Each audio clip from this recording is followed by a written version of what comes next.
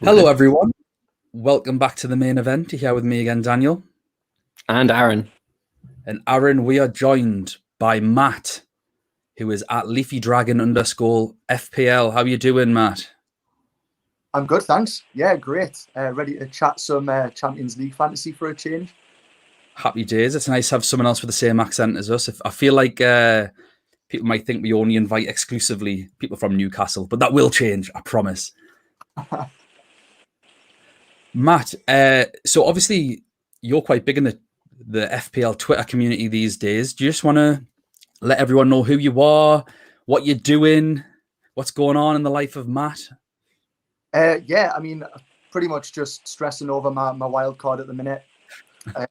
Whether that was right or wrong, I mean, that's a big debate, isn't it, at the minute, whether you should be wild carding this week. But yeah, I'm doing it anyway. Looking forward to Ronaldo captain. He's going to potentially back at Newcastle. Smash with a bit. Yeah, terrifying, but it's one of those things, isn't it? It was always going to be us who was against.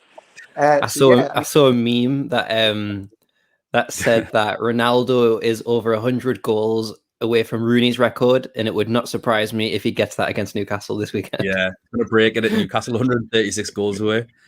Everyone seems to break against us, so if you're shy of a goal or two, like, we always seem to let people have them. I mean, we love it. Yeah, speaking of Newcastle, like, I've started doing work with them Gallagher Shots YouTube channel, which is like a Newcastle fan specific channel. So doing a lot of FPL videos for them, like more specific Newcastle United players, and I run a league for them which has like 300 and odd people in. I'm in that league, actually. I'm in the Gallagher Shots league. Yeah, I mean, I'll say that you're ahead of me. I think you're like third or something. You had a really strong start. I've had an uncharacteristically good start. I'm usually terrible at the beginning. I'm very much a late finisher usually at FPL, but I've done all right this year so far. It won't last. Yeah, great start. I mean, I'm hoping I catch you up, because obviously if you're a Newcastle supporter and you're beating us and you've got Newcastle content, I'd be worried that they'll start looking over at you thinking, why is he doing videos? And Gallagher Shots. Yeah. So yeah, obviously I'm really lucky that I'm doing that, and I'm also doing FPL juice stuff as well. So I'm a juicer for Newcastle United for them. So I do regular videos, kind of giving an update on like our upcoming fixtures, captaincy picks, whether you want to captain Newcastle player and stuff like that. So it's quite nice being quite busy with fantasy Premier League sort of stuff. So nice. It's great. It's great to see you getting about a bit, and you are a great Twitter feed to follow, to be honest. You've got a very entertaining little feed going on. I saw your meme earlier on with the wrestling, with Ronaldo squeezing Rey Mysterio, who was Newcastle's defense's head in. Yeah, I saw that today. It was somebody said, I remember watching this as a child, and I legit thought Rey Mysterio had died. And then I instantly thought, like, yeah, that is what Ronaldo's going to do to like Federico Fernandez on the pitch at St. James's Park. So I am not looking forward to it. So I'm guessing you've gone Ronaldo on your wild card. Then no, are you going to avoid Lukaku? Are you just going for one premium up top? One premium up top. I think it's going to end up with Antonio, Calvert-Lewin, and Ronaldo, which seems very templatey. With the view that, well, I'm potentially going to move Antonio out for Bamford to play us, kind of target Newcastle a little bit. I know, total fraud. And then absolutely potentially move Ronaldo to Lukaku in game week 7. But the thing is, I can see, because he's going to probably do so well, I can't see many people having the like willpower to actually transfer him out. So it's going to be a tricky one in game week 7, where you actually risk it, or whether you try and save a couple of free transfers and try and kind of build a kind of Ronaldo Lukaku double up. Well, I don't think your spot on these podcasts is going to be under threat from me, because I can get Ronaldo with my 2 free transfers, and I'm not going to. Ooh. I think I might be the only person who can get him in the world for free, but I'd just rather not. I'm going to go for a Wolves defender and Dominic Calvert-Lewin to replace Danny Ings. Genuinely. No. So I don't think This is where my season goes thoroughly downhill, but never mind. I don't know. Could be quite a power move. We'll see. I don't want to bring him in and then share against Newcastle. It's just not my style. I mean, it didn't work last time. I had Ben Ram on the bench first game of the season. Yeah, I didn't even have any West Ham, and that was it for us. And yeah, it wasn't. I had Antonio at least, and I benched Soufal, so that was a good move. But we are here to talk about UCL. Hopefully some people have now joined. Obviously, we usually try and wait a few minutes. So, Matt, we are here to be relatively kind about your Champions League team. You're not Nathan or Cameron, so don't need to absolutely smash it a bit. So, Aaron, do you want to bring up Matt's team and he can talk us through it? So, yeah. Matt, start with your goalkeepers. We'll go from back to front. So, yeah, I've gone with Banu from Sevilla. I think he's going to be quite a popular pick. I was surprised that he was only 6% owned, really, because Sevilla are quite strong at the back, aren't they? Yes. And at 5 million, I mean, obviously, you could argue you could drop him down to a 4.5 and save the 0.5, but I don't really see the need. And I've took a bit of a risk on the other goalkeeper. So I kind of want somebody who I can not put all my eggs in one basket, but have a little bit more faith in. So I feel like with Banu, I've got that. And the other goalkeeper, wait and see if I can pronounce his name. I've got it written down. Yeah, we'll go. Or something. So it's Anathasiadis, who plays for Sheriff. He's 4.5, and he's very, very little owned, surprisingly. He's got a tough group, but I'm kind of hoping for some save points. And in that first game, he's at home against Shakhtar. So there's a very slim chance that he might get a clean sheet for me if Banu fails. I noticed as well that in 11 competitive games, I mean, obviously they're not going to be that competitive because they're in some round somewhere. But they've got 11 games unbeaten, and they've only lost 2 of those games, and they've only conceded like 4 goals. So they must have a fairly decent defense, or the goalkeeper's amazing. So I'm hoping that I can rely a bit more on Banu and kind of just go with from the Moldovan league. Is that where they're from? Moldova? Am I right? Yeah. In that? Yeah. I've heard it's quite an underrated league. Okay. I can't protest I've ever seen anything of a Moldovan football league game. So yeah, pretty much he's just going to be like a bit of a carefree kind of punt. And to be honest, if I'm unlucky that Banu doesn't keep a clean sheet with the group that he's got, then it's just one of those things. I think I'm not going to be too bothered about it. And then I'll move on to my defence. So I've gone for the double up, which I think is going to be fairly popular again. It was last season, wasn't it? Chelsea are obviously a really strong defensive team, especially obviously when Tuchel took over. And yeah, I think Azpilicueta is only 5 mil. So yes. I think I don't know whether they've priced him right or whether they're expecting him to be rotated out for somebody, but I thought that was a bit of a steal, actually. Then I've got Varane, which I had a bit of a dilemma before we streamed because I listened to what the group, I think it was Group H video or something like that, and you guys. Yeah, I mean we're confused by our own group videos, so don't worry about it. Yeah, definitely one of the groups. And you mentioned Lamela, and I'd been harping on about him like since the fixtures got released because he had 3 goals, and I only realised now that he hadn't started any games. So I was like, want players who are going to start. So I needed to kind of find 5 million from somewhere. So I downgraded Shaw to Varane and put Lamela up to Casemiro because he's a ball recovery magnet. Yeah. But I'm really kind of still unsure about that because I really like Shaw. And I think Varane's a bit prone to a few errors and things like that. So we'll see. Could change that.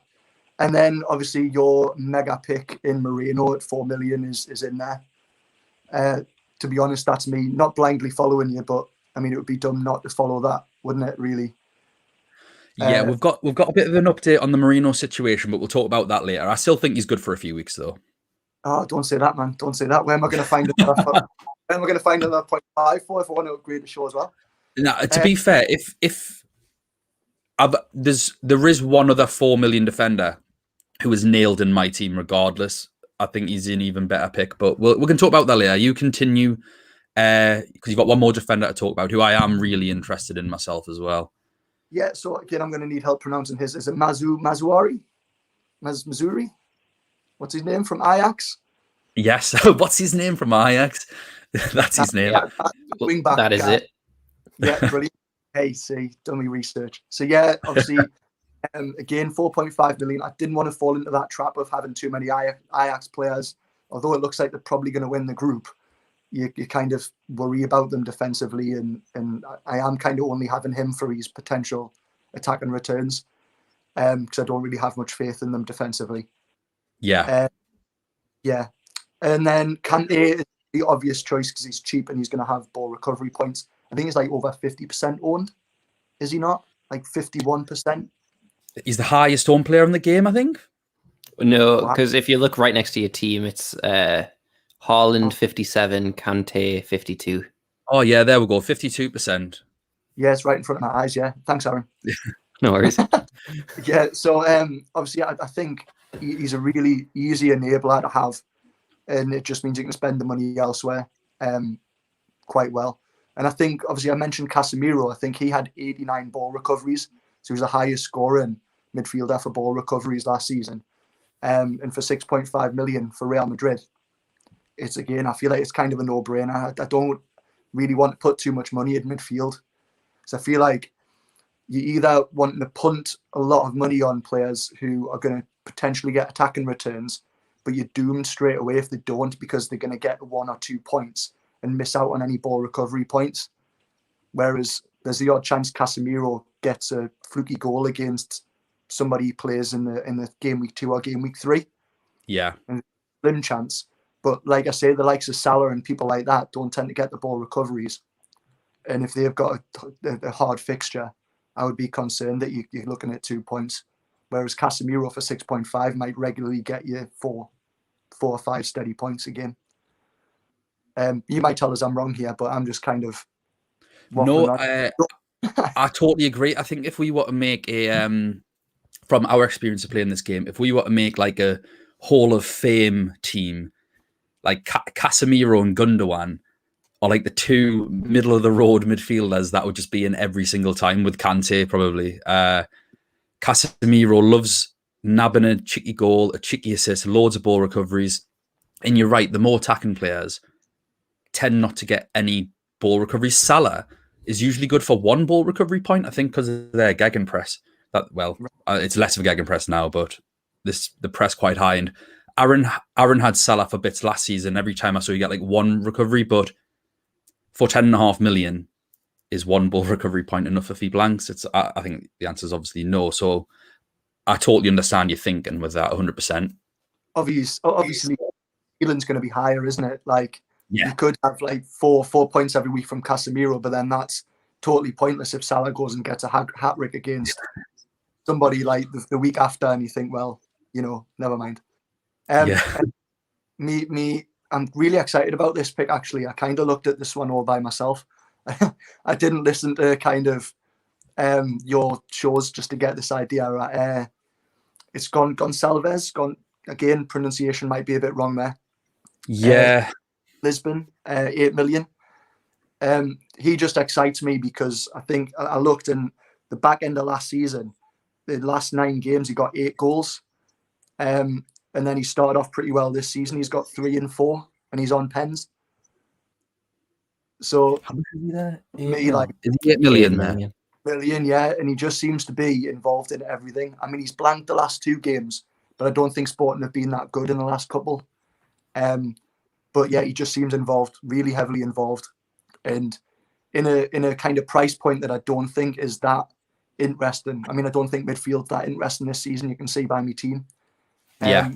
Billion, somebody who's potentially on penalties in a group that's quite open, could be quite a good little pick. Yeah, we got some stick because we didn't give him enough love on our group's preview. And I think it's nothing to do with the player himself. I think you're right in what you say, Matt. It's that he's in that awkward price point anyway, where I think for 8 million, he is considered firmly a punt. Now, your reasoning for taking that punt is very good. He is the talisman and he's on penalties. It's a good a reason as any to take a punt. I just think when we were doing our groups, it was a bit like, ooh, should we have him? Should we not? So I think as far as a punt goes, it's as good as any as you're going to get, especially as you say. I think for me, there are 3 midfielders rated 10 million and above that are interesting, and one of them is injured. So midfield's a bit of a barren wasteland this year. Yeah, and I think it means you can get your money put into your defence and your strikers, which I think that's where the points are in the group stages at the minute. Yes. Especially with your strikers, because you're going to captain them. Like, if I look at my team now, I feel like all 3 of those guys could get me some mega points that first week if I captained them. So obviously Lewandowski, I had Lukaku not that long ago. I had Lukaku today. But then I can't remember what I did now. I got rid of Gosens and replaced him with Moreno, and then upgraded Lukaku to Lewandowski. Just because I think it was Aaron potentially mentioned it. He said it's Barcelona, their first fixture, but it doesn't matter because he's one of the best finishers in the world. And it's not like Barcelona are still this mega force who are really sure at the back. And that obviously got the cogs turning. I love how you guys are just letting me talk, and Aaron's probably writing notes down, like saying wrong. No. I mean, spoiler alert. You've got the same front 3 as me, so. Oh, that's confidence anyway. So yeah. Good stuff. So yeah, I mean, obviously Haaland is again probably one of a generational talent. He's going to be mega. He already is, and I can probably guarantee that he's going to get a hell of a lot of goals this season, and probably line up a move on bigger and brighter things in the summer. And then Ronaldo is, again, it speaks for himself really. The guy scores for fun. I think I watched FPL Black Box the other week, and they were on about how he had 168 shots in Serie A last year, and he had 50 of them blocked and 59 or something were on target. So and he has a shot on target every 40 minutes. So it's insane. So I think he's going to be my captain week 1. Match day 1. I think because he plays first, doesn't he? It'll be him and then Haaland, I think. Yeah. They were saying he's a flat track bully, isn't he? And even for the remaining fixtures, one thing I am going to look at with Ronaldo, just for myself, is how he's fared against Villarreal in the past for Madrid. I appreciate he's a bit older now, but I don't think his stats are going to drop off that much for when he was at Madrid. So I want to look to see if he's actually done well against them as a team. And if he has, he'll definitely be staying on my team. So let's talk through this. I'll make one point and then I'll let Aaron jump in. And the major thing that I can see here is your midfield. We think Kante might be injured. He got injured against Arsenal, rolled his ankle, and we don't know if he's going to be back. So worst case scenario hat on. He's not fit. I think all 4 of your midfielders play the second day, which isn't massively flexible on trying to maximize points from the first day and then sub in for the second if every single midfielder you've got plays day 2. Right. I think that was... And I know how you feel because I've been banging my head against the wall with the same problems. I'm like, damn it. The fixtures haven't been kind in that respect. I remember looking. Yeah. It's been quite tough to negotiate, really. And it's not like last year where, even though I missed it, to everyone else it was really apparent, to limitless wildcard in match day 2, but I just don't think that's the case this year. Big teams are playing each other. I think limitless wildcard this year is looking like a game week 3 or game week 5, and game week 5 might be a bit of rotation. So that isn't helping us either. really.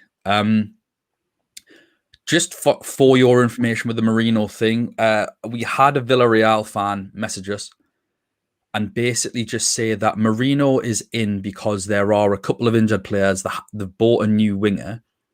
They do think that Moreno's going to be good for the first couple of games, and then his position might be at risk. If you so for me, I still think that's fine to keep with Merino if you want to punt him.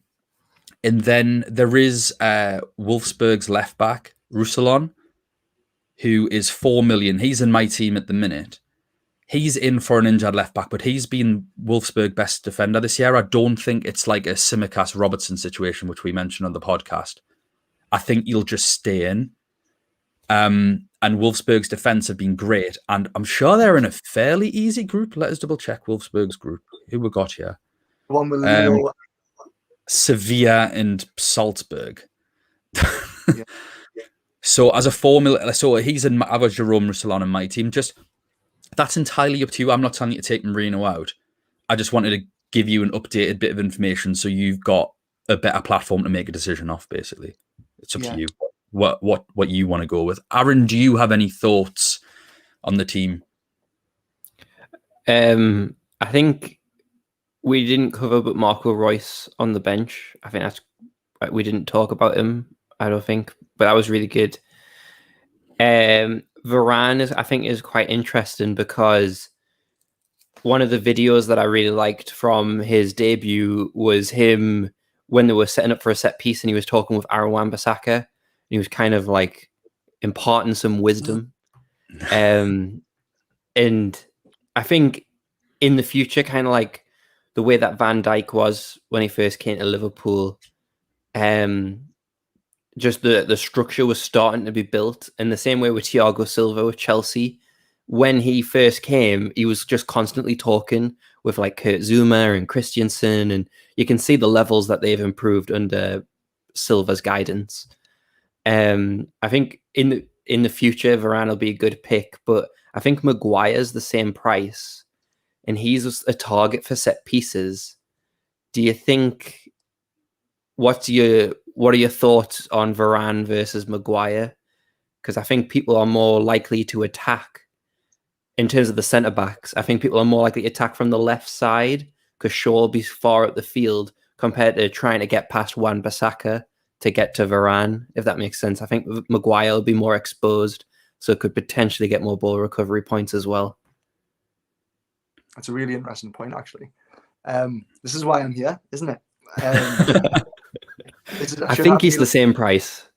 Yeah. Do you know what? If that's true, it's definitely an interesting point. And I remember looking actually, and Varane wasn't that big on ball recovery points anyway. He was quite average. So really in for his clean sheets. And if, like you say, you're right in the fact that Maguire's targeted for set pieces, then it makes a lot of sense to move him across. So that's another thing that I'll kind of make a little mental note of. In terms of my midfield, it's really racking my brain that now though. What you've mentioned before, and I know we're going back a bit about having certain players like obviously I don't have a lot of freedom to rotate. So yeah, that's another thing that I need to think about. I'm already kind of itching to go back after this. It's irritating me looking at it now, thinking right, this needs to change already. It's so annoying. The match days can be really annoying. Obviously, it does open you up to maybe go a bit more punty in midfield. In defence, how scared are you going to be not having Kimmich, Trent, or Hakimi? How scared are you going to be watching these games? I don't know. Like I have confidence. Like obviously, I wouldn't pick the team if I didn't have confidence that I'd pick points up elsewhere. Yeah.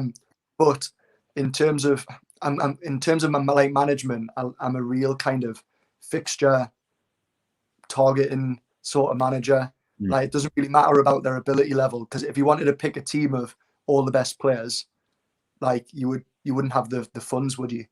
And obviously the reason that they're obviously priced at that way, it means that you've got to kind of structure your team around kind of targeting the weaker teams. And obviously UCL fantasy, the fact that those weaker teams are far, far weaker, you can maneuver your squad quite well. I think it's 2 transfers, isn't it, every week? Yeah, 2 transfers every week, and you are allowed to roll one of them over to make a maximum of 3 transfers in the group stages. So it's one of those where I kind of think, yeah, I might want Trent or I might want Hakimi, but at this moment in time, they're playing somebody in what I'm expecting either to be a high-scoring game or a kind of a bit of a nail-biter. Could go either way. And there's players there in my defence already who I feel like I can already count on them to potentially match them, or because you can't pick everybody, can you? Like I'd love a team of Reece James, Hakimi, Trent, Robertson, like Kimmich, all of these guys. But then obviously I wouldn't be able to afford the front line. Whereas somebody who's got Trent, Robertson, and all them sort of guys in might not have that same front line, or you know what I mean? It kind of would balance itself out, so you can't worry about these things really. I was playing around earlier trying to see how ridiculous you can get a team, basically. And you can get that front 3 in, and you can get a very good defense with the 3 premiums in, and then your midfield, you've got to have like 3 4.5s in there, and it's just awful. I would much prefer this year if instead of having to pick a legitimate formation, we're allowed to just pick 3 strikers and the rest defenders. I'd just rather have them. I think some of them 6.5 million defenders are going to get more points than 8 million midfielders. You've made a good point, actually, because I'm looking. I know I really like Gonçalves, but if I needed to, he could be a downgrade to, I don't know, some ball recovery guy for like 6 million, and potentially upgrade the likes of Moreno, who's not as stable as what I thought he was. So there's definitely ways in which I could fund it if needed be. Yeah, the good thing is that we found lots of good £4 million defenders. Salzburg have got 2. Like I say, Wolfsburg have got 1. Marino's good for a couple of weeks. So if you wanted to keep your structure, I still think you can keep a 4 million in there if you want. I like Aaron's point about Maguire. I didn't even thought of that because I was thinking, I'll go to Wan-Bissaka, because I didn't think. I get what you said when you were like, I need to make a quick change. I put Varane in. You like his fixtures. And then it's just sort of, I'll pick it. Because I do that a lot as well. It's just sort of like a placeholder for the team and for the price point. And now Aaron's gotten into my head. I feel like it always ends up happening. I've totally fell into the trap of looking at his ownership, to be honest. Varane's like one of the highest owned defenders. And I think I literally just looked at him on the list and went with the next kind of guy on the screen, and because I just wanted a Man United defender. If Kante is injured, where do you think you're going to go? Or do you think you're just going to keep him because he might play game week 2 and you just don't care? What you going to do there? 5.5 million. I'd be worried I'd be putting too much faith in Sporting Lisbon, but I like the look of Palhinha. It's an easy kind of switch, and then I'd be tempted, actually, because he's only 5 mil, isn't he? Yeah, he's in my team currently. Palhinha, he's one of my budgets. I'm going stacked at the back personally, so I do have a paper thin midfield, and he is one of them. See, I'd be really tempted then if I had 5 mil at 0.5 left over to see what I could get for 8.5, because I don't really want it to double up on Sporting. But then I'm losing the set pieces. It's a tough decision. Yeah. It's a nice way to drop down from Kante if needs be. But like I say, I don't want to put so much faith in Sporting Lisbon because that group could go anywhere. So I'd be worried with that. You mentioned earlier on you thought Ajax were favourites for their group. Do you think they're favourites over Dortmund? Is that your hot take? Actually, do you know what? I totally forgot Dortmund were in that group. Is Ajax in the same group as Dortmund? Are they? I believe so, unless I'm horribly wrong. Yes, they are. Yeah. Sporting, Besiktas, Dortmund, Ajax. So you would have a couple of Dortmund versus a couple of Ajax versus your Sporting. Yeah, that totally took me by surprise. I remember thinking that Sporting and Ajax are in the same group, and I thought for some reason it was Atalanta, but it doesn't matter now. I know I'd fancy Dortmund, to be honest, ahead of them now. I'm going to backtrack because I totally forgot they were in that. But like I say, Sporting have got a far tougher group then than what I realised, which makes us definitely not want to double up on Sporting's midfield now. The thing is, though, Dortmund are so bad at the back. Like, I'm looking at that 8 million midfielder going, well, he's all right, isn't he? Like, when you look at who else is around him, although, I mean, if Ferran Torres hadn't played 1,000 minutes this weekend for Spain, he's 7.5 million as a midfielder, and that's nice. And I think Gundogan's 7. So there are a few people tempting me. Musiala plays on the first day, which is such a punty 6.5, but his upside could be so good. Because I don't fancy Barcelona at all. No, especially not against Bayern, who are obviously probably in their prime, like as a team. Yeah, like, they're probably us I were like 5-6 years ago. Like, everyone probably fears playing Bayern Munich, whereas in Europe now, people will probably look at Barcelona and think you're not really what you are. It's very obvious that they're kind of like a wounded lion who can just be battered, really. Yeah. So yeah. Anything else on that team, Aaron? The only thing I'd probably bring up is I think it's because we have to. There's no Man City or PSG players. No, I think both of them have good match day 1 games. I think they're against each other in match day 2, which obviously isn't ideal. Match day 2, isn't it? But Messi, Mbappe, Neymar, obviously I don't think they've all played together yet. But against Bruges, first game, are any of them strikers droppable for any of PSG attackers, or are you pretty set with them 3? I mean, in an ideal world, I would just get rid of my midfield completely and kind of buy a Messi or a Neymar, to be honest. But like I said, I know obviously I mentioned fixtures before, but again, the guys that I've picked in my team are ones who seem to have either a consistently easy group or like have maybe a dodgy first fixture like Lewandowski, but then after that it's fairly plain sailing. Because I don't want to have to do too much maneuvering. I don't want to feel pressured to hit a limitless or a normal wild card just because I've got like 2 or 3 players who are fairly decent, but have got a bit of a dodgy fixture coming up. Whereas these guys are all fairly good players and have got nice, steady fixtures where they could pick up points, and I can concentrate a bit more on fires to put out, really. I agree with you, Matt. I think Man City's group isn't very nice. I think the first game against Bruges for PSG is really good. I've got Hakimi. And I think defensively, not too bad. Like, I can get Hakimi out match day 2 if I really want against Man City. Although I can definitely see him ruining whoever's playing left side for Man City as well. So it's not too much of a problem. And I think you'll do all right defensively against Leipzig. But I think other than to attack a poor Bruges defence, I don't think Leipzig are going to give a lot away. I don't think Man City are going to give a lot away. And I don't think PSG are going to give a lot away.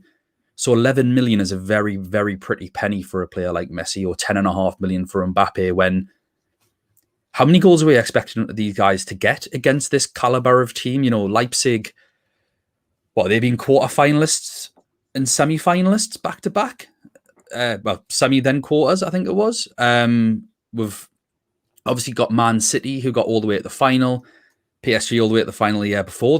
None of these teams are mugs. Really, really strong teams. Do we expect these kind of players to be getting a point per million in that group compared to the 3 forwards that we've got? I mean, Ronaldo, Haaland, and Lewandowski can get more in one game, I reckon, than some of these can in the entire group. By the time, when you consider just how tricky those fixtures are, I think defensively for Man City and for PSG, they're not bad to go to at all, because I think the games will be fairly tight. Watch it be 5-5 now. But yeah, I totally agree with your thinking on trying to really optimize the fixtures. Yeah, the only reason I asked was because Lewandowski currently is 16% owned, probably because he's the most expensive striker. But Messi is 30%, Mbappe is 25%. And obviously Mbappe is a whole million cheaper than Lewandowski.